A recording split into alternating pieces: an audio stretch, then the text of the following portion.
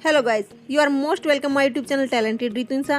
Guys, आज की इस वीडियो में आप सीखोगे धोती सलवार की कटिंग एंड स्टिचिंग बहुत ही आसान से तरीके में। दोस्तों, आप देख रहे होंगे ये धोती सलवार कितनी सुंदर लग रही है। इतने ही सुंदर तरीके से मैं आपको बताऊंगी। आप पूरी वीडियो को ध्यान से देखना। आपको ये वीडियो देखने के बाद दूसरी वीडियो देखने की जरूरत नहीं पड़ेगी। मैं सारे तरीके आपको इसमें बता दूंगी। दोस्तों, ये वीडियो मैं इंस्टाग्राम पर डालती हूँ, तो आप प्लीज़ मुझे इंस्टाग्राम पर भी फॉलो कीजिएगा। तो ये देखिए कि मैंने ये फैब्रिक लिया है। ये वो फैब्रिक है जो हमारी किसी भी सूट के नीचे सलवार का आता है। तो मैंने ये सलवार वाला फैब्रिक ही लिया है। ये 2.5-3 मीटर में बन जाती है धोती सलवार। तो मैंने इसको डबल फोल्ड किया हुआ है इस तरह से। ये फैब्रिक मेरा लगभग 3 मीटर है, यानी कि जो हमारे कुर्ती के नीचे सलवार का कपड़ा आता है उसी से हम धोती सलवार बनाएंगे। इस तरह से हमने डबल में फैब्रिक को पकड़ा और ट्रायंगल शेप में बिछा लेंगे।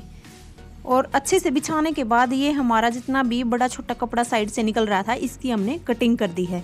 अब हम इसकी लंबाई और इसका पूरा मेजरमेंट मैं आपको बताऊंगी। जैसे कि हम इसकी लंबाई इधर से लेंगे और इधर से ही हम आसन लेंगे। तो यहाँ से जैसे कि लंबाई जब हम लेते हैं तो इस तरह से लेते हैं, जैसे कि हमने इंची टेप रखा। जैसे कि मान लो मैं आपको दोनों ही मेजरमेंट इसमें बताऊंगी, जैसे कि मोहरी वाली सलवार का भी और नोक वाली का भी। तो ये जैसे कि मोहरी वाली सलवार हमने बनानी है, तो हम नीचे से मोहरी का साइज़ लेंगे, जितनी भी हमने 5-5.5 जितनी रखनी है, और ऊपर उसमें से 4 इंच माइनस करके लेंथ का निशान लगा लेंगे। जैसे कि हमने 5 इंच मोहरी रखनी है, तो 1 इंच प्लस करके और 6 इंच पर निशान लगा लेंगे, और उस 4 इंच माइनस करके ऊपर निशान लगा लेंगे। बट मैंने नोक वाली ही सलवार बनानी है, तो उसके लिए हम क्या मेजरमेंट लेंगे कि जितनी हमने सलवार तैयार करनी है, जैसे 38 मैंने तैयार करनी है, तो 38 पर मैं निशान लगा लूँगी पूरा। जैसे कि हमने पूरा 38 पर ही निशान लगा लेना है, नीचे से लेकर के ऊपर तक जितनी तैयार करनी है उतनी ही। वो इसलिए दोस्तों, जैसे कि आप सोच रहे होंगे मैंने कोई मतलब बेल्ट का भी माइनस नहीं किया, तो वो इसलिए जैसे कि हमारा जो टकना होता है 2.5 इंच, तो हम उसका लेते हैं करीब, और 1 इंच हमारा नीचे जो मोहरी फोल्ड करेंगे उसके लिए चला जाता है, और 1/2 इंच ऊपर चला जाता है। वही 4 इंच इसमें हो जाता है अगर आप देखोगे तो मैंने 9 इंच का आसन लिया है। 9 इंच का आसन हम इस लिए लेते हैं, जैसे कि हमने 7 इंच की बेल्ट होती है और 9 ये हो गया, तो हमारा 16 हो गया, और 13 इंच का हमारा तैयार रहेगा, क्योंकि 3 इंच इसके कम, जैसे कि ज्वाइंट जहाँ भी होंगे 1.5 ऊपर और नीचे ज्वाइंट में प्रॉपर ख़त्म हो जाएगा। तो हम जहाँ तक हमने आसन लिया उसके ऊपर वाला फैब्रिक देखेंगे, जैसे कि ये 6 इंच का है, तो हम 6 इंच पर निशान लगा लेंगे। ये हम इसलिए लगा रहे हैं जैसे कि किसी को हैवी सलवार ना चाहिए हो और नॉर्मल ही चाहिए हो, तो हम जितना भी हमारी लेंथ आई है उसके ऊपर वाला फैब्रिक है इसको कट कर देंगे, तो ये हमें आसानी रह जाए। इसके लिए हमने पहले निशान लगा लेने हैं और उसके बाद हम इसको कट कर देंगे। बट मुझे हैवी सलवार चाहिए है, तो मैंने बहुत सी ये फ्रिल चाहिए हैं जो ज़्यादा ही गिरे सलवार में, तो इसके लिए मैं तिरछा फैब्रिक कट कर लूँगी। यहाँ से जैसे जितनी मेरी लेंथ थी वहाँ से और बिल्कुल कॉर्नर तक मैं निशान लगा लूँगी, और फिर इसको कटिंग कर देंगे। जो मैंने निशान लगाया इसके ऊपर से हम इसकी कटिंग कर लेंगे। उसके बाद हम आसन का निशान लगाएंगे।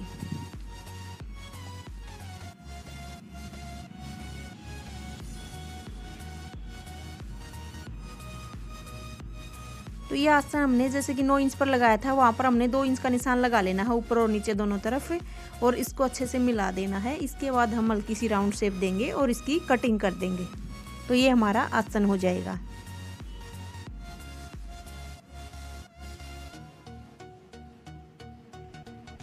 हमारा आसन भी कट हो चुका है और नीचे वाली जो लेंथ थी वो भी हमने ले ली है। वो हमने लेंथ एक बार फिर से बता दूं, जितनी नोक से लेकर ऊपर जितनी भी हमने तैयार रखनी होती है उतनी ही ली है। ये हमने 6.5-7 पर जितनी भी हमने कट ओपन रखना है वहाँ तक निशान लगा लेना है। तो मैंने ये 7 इंच पर लगाया है। 1 इंच हमारा फोल्ड होने में आ जाएगा, तो हमारा लगभग 5.5 या 6 इंच के करीब ओपन हिस्सा रह जाएगा। 1 इंच पर और हम नीचे निशान लगा लेंगे। ये निशान हम हमारी सुविधा के लिए लगा रहे हैं, ताकि जब हम इसको फोल्ड करें तो यहाँ तक फोल्ड हो जाए और यहाँ तक हम गिदरी की सिलाई लगा लें। उसके बाद जो दूसरी तरफ कॉर्नर है हमारा, वहाँ से हम 2-2 इंच पर निशान लगाएंगे और उसको कट कर देंगे। ये हम इसलिए कट करते हैं क्योंकि जब हम ये प्लेटें डालें तो वो बहुत ही फिनिशिंग से डलती हैं, वरना ये बाद में काटना पड़ता है। इससे पहले ही हम इसको कटिंग करते हैं। तो ये हमारी इधर से चुन्नटें गिर जाएंगी और ये कुछ इस तरह से तैयार होएगी। तो मैं आपको दिखाती हूँ कि किस तरह आगे इसका मेजरमेंट होएगा। उसके बाद हम बेल्ट कटिंग करेंगे। बेल्ट हमने सिंपल उसी तरीके से कट करनी है जैसे कि हम सलवार की कट करते हैं। 7 इंच की हम बेल्ट काटेंगे। तो वो मैंने बेल्ट कट कर ली थी। तो दोनों जैसे कि हमने आसन स्टिच कर देने हैं। मैंने इसके जो सिंपल सलवार के हम आसन स्टिच करते हैं उसी तरह आसन स्टिच कर लिए हैं। और जो हमने कट लगाया था नोक का जैसे कि 2-2 इंच का, उस पर भी हमने सिलाई लगा लेनी है। तो ये मैंने सिलाई लगा ली है। जो ओपन हो हिस्सा किया था हमने उस पर सिलाई लगा ली है। तो ये हमारा कुछ इस तरह से दिखेगा। ओपन करके मैं आपको दिखा रही हूँ। जैसे वो नीचे वाला हिस्सा हो गया, ये आसन हो गया, एक साइड में आसन और एक सेंटर में हमने जो 2 इंच का कट लगाया था वो हमने स्टिच कर लिया है।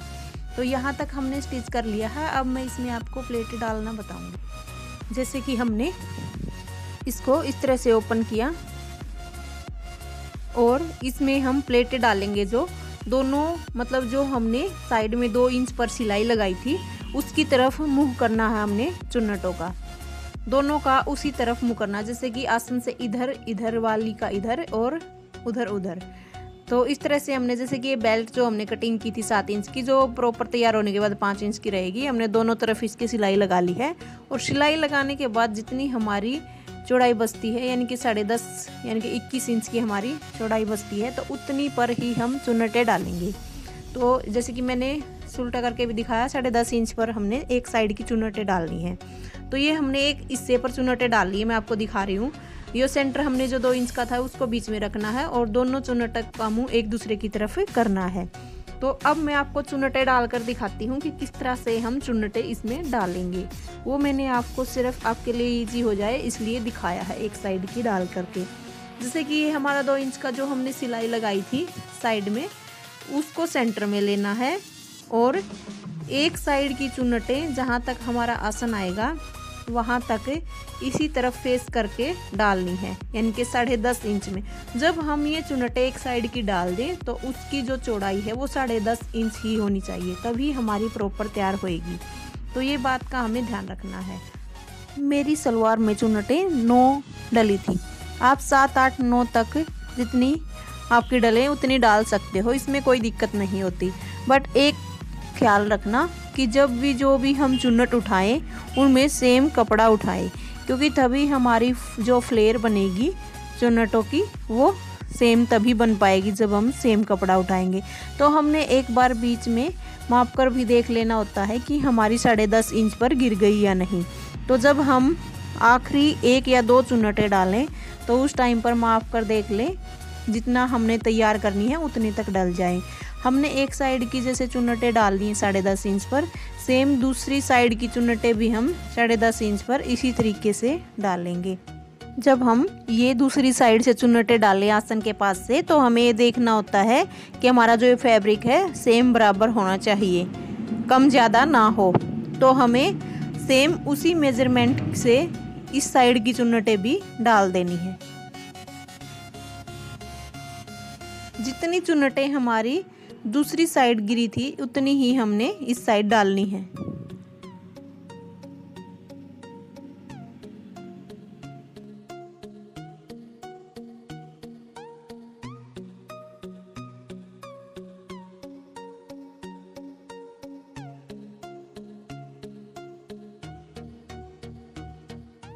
ये हमारी चुन्नटें डलकर तैयार हो गई हैं। तो इसको हम अब माप कर बताएंगे बेल्ट के साथ कि कितनी हमारी प्रॉपर फिट बैठी हैं। हमने आसन सेंटर में रखे हैं और दोनों जो हिस्से हैं वो साइड में हैं। तो ये मैंने बेल्ट उठाई और बिल्कुल इसके बराबर ये रखी है। जो ऊपर हमने इलास्टिक डालना है तो उस हिसाब से हमारी यहाँ तक सलवार तैयार हो चुकी है। और नीचे हम जो फोल्ड करनी है पट्टी, इस तरह से गुम वाली पट्टी हम फोल्ड कर देंगे। वो मैं फोल्ड करने के बाद आपको दिखा दूंगी बाद में। जैसे कि हम ये बेल्ट ले लेंगे और इसको 4 फोल्ड कर लेंगे। उसके बाद इसके सेंटर पर कट लगा देंगे।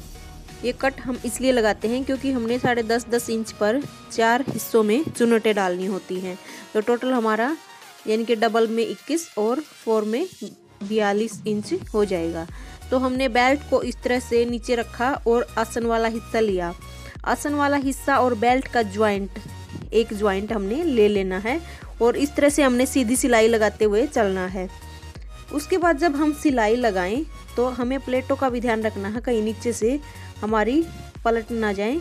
तो हमें सीधे से सिलाई लगाते चलना है और बाद में ये ध्यान रखना है जहाँ पर हमने कट लगाया था उस कट का और हमने जहाँ पर ये 2 इंच की कटिंग करके एक दूसरे की तरफ चुन्नटें डाली हैं वो हिस्सा आपस में मिलना ज़रूरी है। तो ये हमें ज़रूर ध्यान रखना है। इस तरह से हम चारों कट और ज्वाइंट को मिलाते हुए चारों तरफ से सिलाई लगा देंगे। हमने पूरे राउंड पर ये सिलाई लगा लेनी है।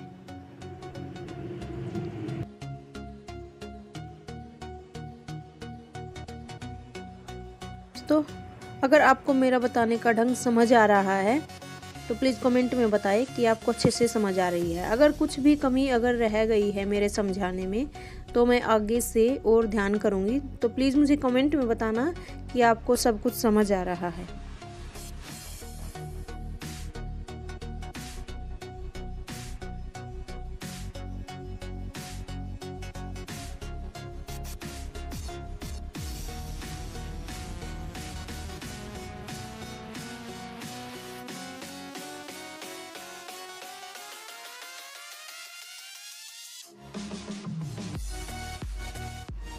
ये हमने पूरे राउंड पर सिलाई लगा ली थी। उसके बाद हम इसके ऊपर से सिलाई लगाएंगे, पक्की सिलाई।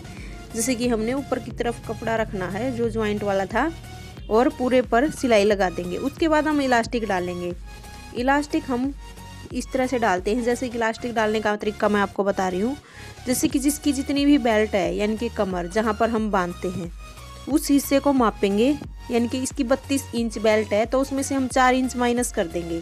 तो 4 इंच माइनस करने के बाद रह गया 28 इंच। तो 28 इंच का हम इलास्टिक इसमें डाल लेंगे। अब हम इसको इतना ही फोल्ड करेंगे जितना चौड़ा हमारा इलास्टिक है और इस तरह से हम पूरे नेफे को तैयार कर लेंगे। जब नेफा तैयार करें उसमें 2 इंच का होल हम छोड़ देंगे जिसमें हम इलास्टिक डाल सकें।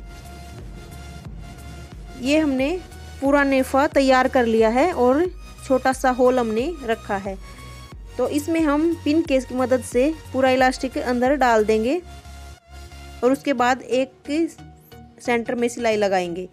तो हमारे ऊपर से सलवार तैयार हो जाएगी। इलास्टिक को बिल्कुल सीधा करते हुए हम इसके सेंटर पार्ट पर भी सिलाई, अच्छी पक्की सिलाई लगा लें और फिर इसके ऊपर से सिलाई लगा दें। दोस्तों जो मैंने मेजरमेंट बताया है इलास्टिक डालने का वो सभी पर लागू होता है। जैसे कि कितने भी किसी की भी कमर हो उसमें से 4 इंच माइनस करो और इलास्टिक जितना भी हमारा तैयार बचेगा उतना प्रॉपर तैयार आएगा। तो आप इस तरीके से किसी के का भी इलास्टिक डालोगे तो वो एकदम परफेक्ट बैठेगा। तो हमने इस तरह से एक बार इलास्टिक को चारों तरफ से घुमा लेना है अच्छी तरह से और उसके बाद एक ऊपर से सिलाई लगा देंगे। जब हम सिलाई लगाएं तो हमें खींचते हुए सिलाई लगानी है और हम ये सिलाई हमेशा उल्टी तरफ से लगाते हैं, यानी कि हमारा जो फैब्रिक होता है वो उल्टा हिस्सा होता है।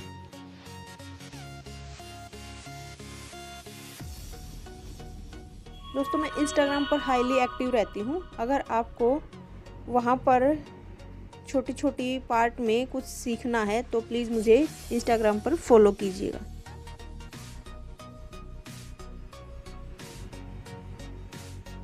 हमारा इलास्टिक डल कर तैयार हो चुका है।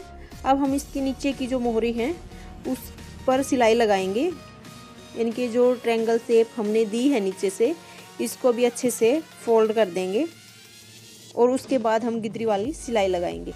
दोस्तों अगर आपको मेरी वीडियो अच्छी लगती है तो प्लीज़ लाइक एंड शेयर कीजिएगा और कमेंट में ज़रूर बताइएगा कि आपको मेरी वीडियो कैसी लगी। इससे मुझे बहुत ज़्यादा मोटिवेट मिलता है और आगे से इससे भी अच्छी वीडियो बनाने के लिए मैं मोटिवेट होती हूँ।